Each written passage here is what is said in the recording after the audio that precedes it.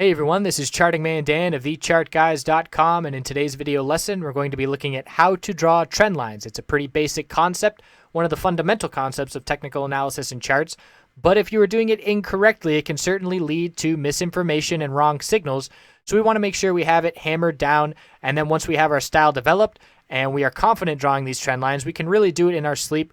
It's kind of like riding a bike. It just pops right out at you when you're visually looking at a chart. So the outline of the video that we're going to be going over, what makes a trend line? Identifying a trend, this is really important, even if you're not using technical analysis. If you're a fundamental investor, you need to know if the overall trend of the stock that you're looking at is going up or down, as that's greatly going to depend on whether or not you make profit. There's two schools of thought. Some people use the upper wicks of the candlesticks or the lower wicks, and some people use the real bodies. Personally, I use the real bodies, and neither is right or wrong. It's important that you remain consistent, and inconsistency obviously will give you some wrong signals. So we'll look at some examples of the two schools of thought as well as inconsistent trend lines.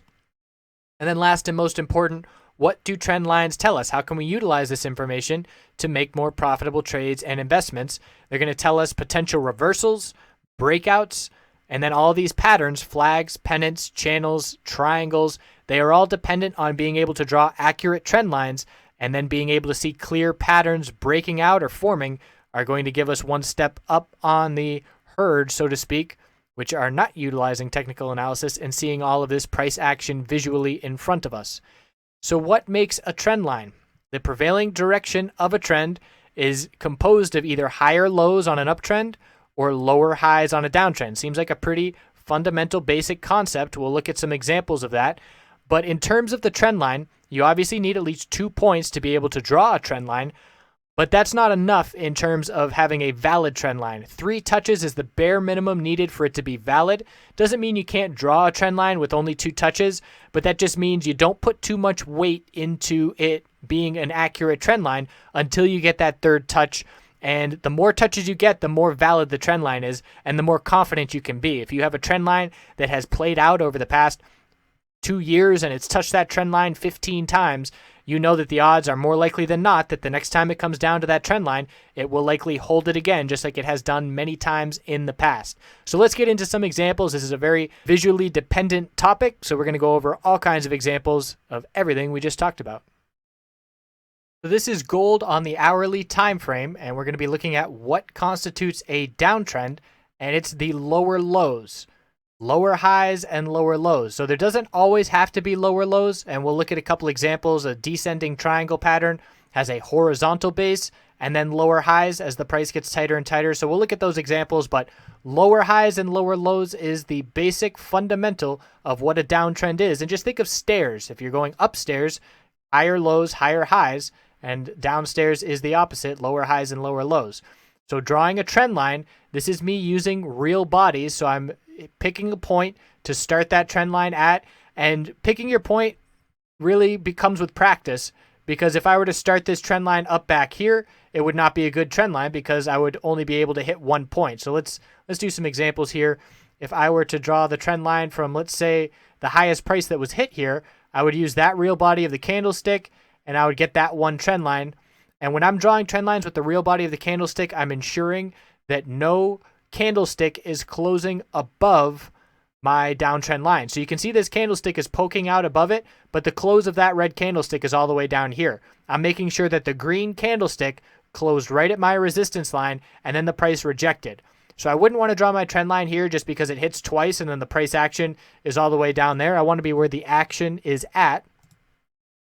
So I would choose this as my starting point, that top on that bounce attempt, and then I would make sure to hit as many points as I can on the way down. But again, I'm just getting tighter and tighter and making sure that no price closes above my downtrend line. So if I were to pull it in and hit this point right here and make my focus right there, then I'm seeing that this breakout occurs, and this would make it an invalid trend line because obviously the price is not responding to it.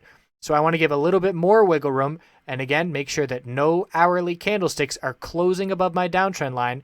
I'm closing right on it, right below it, and then there's that rejection. So I've got 1, 2, 3, 4 touches, and then it ended up touching a 5th time down here, and actually a 6th time right there before that clear break above it, and that is telling us that the bulls are showing up.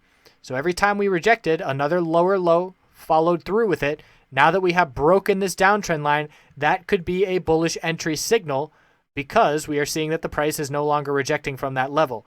Now, personally, not only is the break of a trend line important, I use trend lines as sort of a heads up. It's not all out in the bag for the bulls once that level breaks, because I'm all about price action. Price action is king in my opinion. So I'll be looking at these lower highs that are set, and these are forming resistance. Every time we make a bounce attempt and reject, that's a new resistance level to be watching. So we made a bounce and we rejected from 1202. We made another bounce, rejected from 1191, and then another bounce, the last one here before the breakout, rejected at 1186. So now that the bulls have gotten in control, that alone, breaking that trend line, could be a buy signal for the more risky traders. If someone wanted to be a bit more cautious, they would wait for the lower high pattern to break as well. So again, this top was at 1191. So once the price breaks 1191, we break the lower high pattern. So not only is the trend line important, but so is the previous price action. And because that's where we're going to be looking for resistance now that we're on our way back up again. So we can even draw an uptrend line here. When I'm drawing an uptrend line, I'm hitting the bottom of any red candlestick. I'm making sure no hourly candlestick closes below my uptrend line. So even though this green candlestick is dipping well below that trend line, that's the open of the candlestick. That's the close of the candlestick. Every single close here is above my trend line support. So where do we find resistance? We look back at the downtrend. Every bounce attempt rejected and formed a new resistance level. So I'm seeing a resistance level up here at 1202, and we are currently at 1194. So that is one of the next levels that I would be looking at. There was another little bounce attempt right here that rejected from the downtrend line. That level is 1198, so that's going to come first. So that's a clear downtrend line. Let's look at Tesla on the daily time frame. Very strong uptrend. So again, making sure no candlestick is closing below. We have plenty of lower wicks dipping below, but as long as the price continues to close above that level, it acts as support. So here we are. Visually, I zoom out and say, where do I want to start my trend? I want to start the uptrend line. Once we have our clear lowest price, and we had a little higher low here. So we can see once that steep trend started, right down at the base is where I choose that first candlestick to go off of, and then we touch that level, or we touch this trend line 1, 2, 3, 4 more times than you can count here. Well, I would hope you can count that high, but let's call it a dozen plus times, so we know that's a very valid trend line, and it keeps hitting it and bouncing. We're consolidating now where we currently stand, and we have this trend line support to be watching, and we can utilize this information because if we lose this uptrend line, that's a potential signal to reverse and look in the opposite direction. So like I said earlier in the outline, losing an uptrend line or breaking a downtrend line is a signal of a potential reversal and can have us looking in the other direction. So let's look back at those same trend lines we were just looking at, and let's go over the two different schools of thought. And again, neither is right or wrong. It all depends on what resonates with you personally. So if we have someone who is prescribing to the upper wicks theory on a downtrend, we would be looking at someone drawing their start at the upper wick and hitting the upper wicks on the way down, making sure no upper wick is poking above their downtrend resistance line. So that is where that trend would go.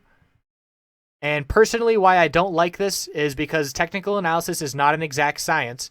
So breaking the downtrend line would be just poking above it. And we can see here this candle right before the bounce started broke above it and then pulled back fairly significantly. So that's a little bit of a fake out. And fake outs obviously happen. Like I said, it's not an exact science.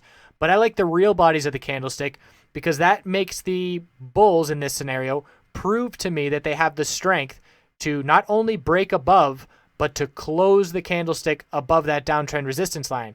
So a bullish push and then the bears stepping back in and knocking the price down wouldn't occur because we would have to be sure that the close was going to come over the downtrend line. So with this school of thought, you might get a signal a little bit earlier, and potentially some of the times that's going to work out and give you greater profit, but with greater reward is going to come greater risk with the scenario that potentially the price gets rejected and doesn't close above that downtrend line. So again, that's the upper wick, and personally, I'm using the real bodies and making sure that the price has to close above the downtrend resistance line in order for it to be broken. So same thing on Tesla. Let's see where we would draw this trend line. If we were using the wicks, it would be a lot more wiggle room because of that downtrend line or that down spike right here where that lower wick dipped. Let's zoom in so we can get this more clearly.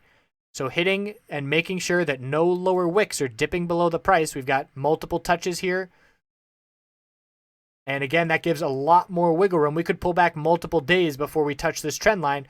Whereas if I'm using the real bodies, it's a lot tighter and there's a lot less wiggle room. So in this scenario, we might get an earlier signal because I'm using the real bodies rather than the wicks, because there's a lot less wiggle room before we do touch that trend line.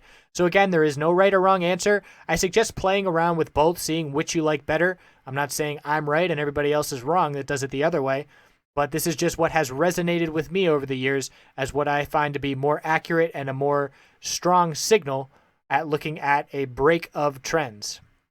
Now, the important part about which school of thought we choose is remaining consistent, because we don't want to be using upper wicks on some parts of the trend line and real bodies on the other. So if I'm starting at the real body here, let's draw this downtrend line, and then I'm hitting the wick of this next line right here, that's not going to be as accurate because I'm starting with the real bodies and then I'm changing to hit the wicks. So I want to remain consistent. If I'm using real bodies, use them the whole way down. A lot of times you'll see biased traders or investors, and they love to be all over StockTwits and all these forums where they will shape their trend lines to fit their bias. And if you remain consistent, you can help eliminate that bias, because if someone's saying there's going to be a bullish break and they're going to draw their trend line to hit the real body and then the wick and then show that a break has occurred sooner than it would if they had remained consistent with their style of thought. So let's say if they were starting with the upper wick back here, they would have to hit this upper wick all the way up here, which would be a much softer trend line, softer meaning not as steep, and it would take a lot longer to make a bullish break. Now, let's say someone wants to be bullish because they already entered their bullish position. They would drop it down and hit the real body of the candlestick and say, oh, we already had our breakout, the bulls were in control. But if you're hitting the wicks and then you switch to start hitting real bodies, that's not consistent, and that's just a biased confirmation that you're seeing what you want to see. So remaining consistent helps eliminate bias. Now we're going to get into patterns, because very, very many patterns are reliant on being able to draw accurate trend lines. So when I look at Tesla here on the hourly time frame, I can see we're very clearly in a higher low, higher high bullish uptrend. And when I look at it on the daily time frame, this is the hourly. So on the daily, I can see what stands out to me as multiple bull flags. And a bull flag occurs when you have a steep breakout and then normal healthy consolidation for a brief period of time before continuation to the upside. And you can see the consolidation for a couple days. So just looking on the daily time frame, I can recognize that that is the pattern, but I can zoom in on the hourly time frame and draw it a bit more accurately. So let's look at this potential bull flag. And a bull flag is also a channel. What makes it a bull flag is that it is occurring after a breakout has occurred. So here I am drawing my downtrend resistance line, and I'm making sure that no candlesticks are closing above this downtrend line. Candlesticks can break above it, that's fine, but it's touching multiple times, a bunch of times here. Another rejection, so I'm seeing the start and another one, second, third, fourth, and then before a bullish break. And you can actually get some confirmation a lot of times that your trend line is accurate if after a bull break, the price back tests and holds that level. And if I were to draw it exactly tight there, that's where it would be. And you can see, let me draw the whole bull flag first. We need that bottom channel as well. So on the channel, I'm hitting the low of the initial consolidation. I'm making sure no candlestick closes below it. And then we can see the price reject and then bounce and reject and bounce, all the while normal healthy consolidation because it's following this big time breakout. And you can see once the breakout did occur, it back tested and held that previous resistance line as support. So not only do I get the confidence that we have a clear parallel channel, which represents the bull flag, a breakout, and then a pullback and a bounce off that level and an explosion to the upside, confirming. Another pattern I can draw back here, this looks like a bull flag, so I want to zoom in and get more detail on the hourly. I've got my downtrend resistance line to draw, hitting the upper body of that green candlestick, no candlesticks closing above it until the breakout. And then when I go and draw my downtrend line, I say, oh, this isn't parallel, so that's not a bull flag. And it took zooming in to be able to see that, because we'll zoom out again and look on the daily. Daily looks like a bull flag. But here, I would draw my trend line right there to make sure no candlesticks are closing below. We had a lower wick bounce right off of it, a couple more touches, and then a breakout. This is a descending wedge pattern, and the difference is a parallel channel with an even space in between, as opposed to a tightening range that eventually leads to a clear break. And if we zoom out on the daily time frame, we don't get that detail. We get the multiple days of consolidation with lower wicks, bulls buying the dip, and then continuation. Here, very similar. 3 days of pullback, bulls buying the lower dips, and it takes zooming into the hourly time frame to see the difference in those two patterns. Another pattern we're going to look at is bear flags. This is gold on the 4-hour chart.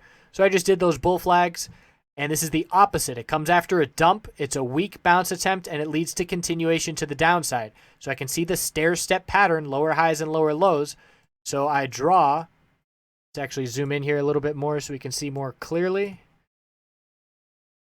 I would hit the upper real bodies of these candlesticks, and then the lows of the red bodies, making sure no red bodies close below. And again, obviously all of these patterns are drawn in hindsight, as I wanted to get some good examples. But if this bounce were playing out, I would draw these channels and wait for the clear break. And same thing, we had a clear bear break, and then the bulls attempted to get back over, couldn't do it, and then a dump.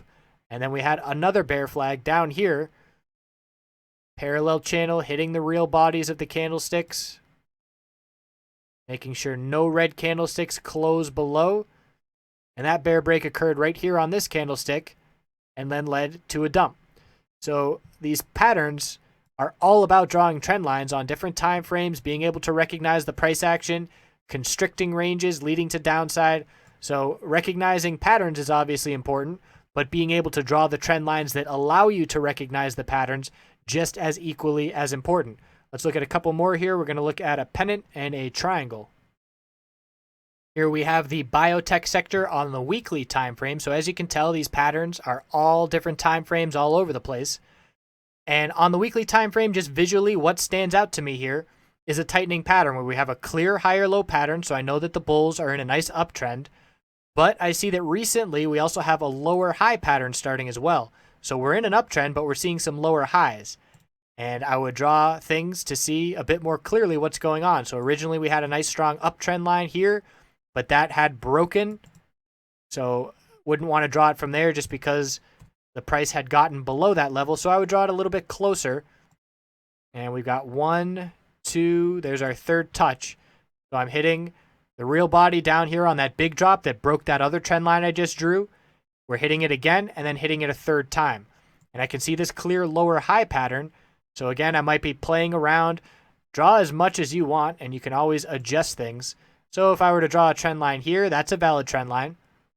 Hitting it multiple times. I'm hitting this lower high back here 2, 3 times. You can see the tightening range very clearly.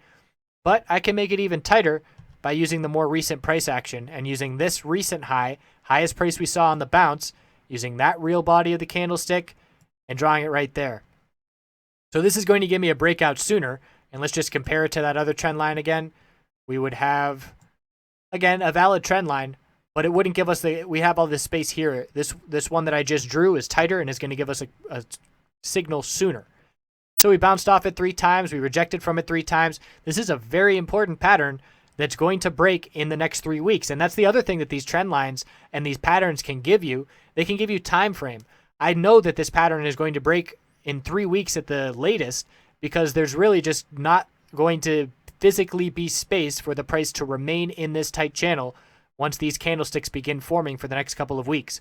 So a break of this channel or this pennant here in one direction or the other, it's not a channel, it's a pennant with tightening ranges. It's going to give us short-term direction, whether to be looking bullish and up at these resistance levels. Again, the lower highs act as resistance, or if it's a bear break, the higher lows are going to act as support, those levels that we bounced off of. So this is a really nice pattern that we're all going to be watching here over the next month on XBI on the weekly time frame. Another pattern on NKE, Nike, the daily. Again, very clear higher low pattern. I can tell we are recently in an uptrend following a downtrend. So let's Just, you can tell you could spend 10 hours drawing all these trend lines. Certainly plenty to be practicing with. There's a trend line here where we made a bull break. So again, no candlestick here is closing on the daily chart above my downtrend line. And you can see how quickly I was just able to throw that up there, visually speaking. And we made a bull break, but we're still dropping. Uh-oh, that trend line must be invalid. Look exactly where we bounced off of. The previous resistance acting as support, and then the trend changed. So now we can see an uptrend, but I see the price is struggling here. I'm looking at the closes of these candlesticks, and I'm seeing that these bulls are having a tough time closing over the $54 psychological resistance level. So I throw my resistance line right there. I can see 1, 2, couple rejections just below it, 3, 4, 5 rejections from it, but I still see those higher low patterns. So we are in an uptrend, but we have a horizontal resistance line. And this is a ascending triangle pattern. And I would draw a trend line here and say, nope, that's way too tight. Can't start it from that point. So play around with your starting and end points. I would start it from this candlestick, and I would put it right there, making sure Friday didn't close below it. We're touching it 1, 2, 3, 4 times. Range is getting tighter, same thing. I know there's going to be a break sometime within the next 5 to 6 trading days. If we close below the uptrend line, we're going to look at all these previous higher lows as support levels. And if we close above $54, it's going to be a clear bull break. So this is an ascending triangle pattern going off of the uptrend line and a horizontal resistance line. So you can find these patterns and these trend lines all over the place. And they are really going to open things up for you visually. If you are newer to charts and you're looking at charts and it's just a whole bunch of candlesticks and a bit cluttered, once you start drawing and practicing and playing around, things become a lot more clear, and you'll be able to recognize these patterns just by seeing where the line that you would draw. Like, for example, when we just looked at this and I made that pretend start and I saw that that line wasn't going to fit, I could just visually know that that wasn't going to be a valid trend line just because of practice and experience doing it. I would know that I need to start it right up there. So if it's taking you a long time to draw these trend lines at the start, don't let that discourage you, because like I said, it's riding a bike. And the more you do this, the more it's just going to snap visually for you. And if you're a visual learner, trend lines are certainly for you. So I appreciate you watching this video. If you have any questions, feel free to ask them. Hopefully this was eye-opening to some degree. And again, it's all about practicing from here. Pull up charts, look at all different kinds of trend lines, draw those trend lines, and then keep an eye on them once the price action resumes and see what the clear break is. For XBI, we're going to be watching this one very closely over the next few weeks in our chat room, and we're going to play the signal whichever it gives us in that direction. So thanks again. Hope you have a great night or day whenever you're watching it. See you soon.